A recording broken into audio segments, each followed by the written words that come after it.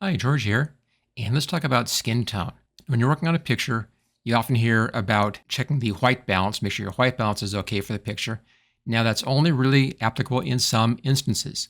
It depends upon what you need for the picture. If you're looking at a portrait, the most important color is the skin tone, not necessarily the white balance. And there's a way to adjust that skin tone with just one click here inside of Photoshop Elements. First, let's grab this picture from online so you can work on the same image that I'm using.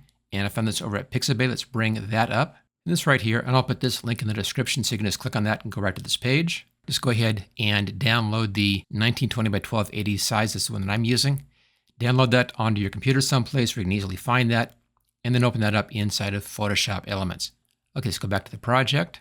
Now this is going to be changing the coloration on the image, so you want to make a backup copy of your background layer. Go over here, right-click where it says Background, Duplicate Layer, choose OK.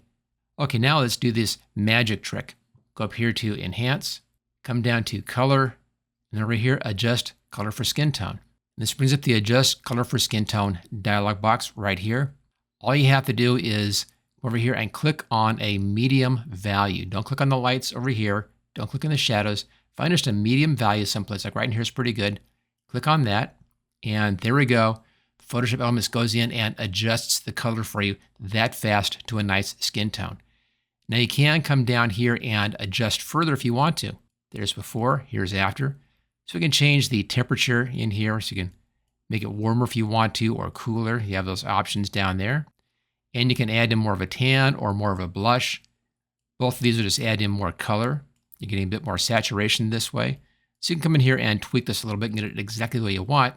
But the initial setting, as you saw there, is just one click. Let me just show you that again real fast. Hit reset. Just come over here, eyedropper, find a midtone, click, and there's your color adjustment. That fast, that easy to do. I'm just going to boost things just a bit here on this particular image. Go up here to OK. And I always like to do at least one more step here on almost anything I do. You already know this one if you've watched a lot of my videos, and that's adding a levels adjustment layer.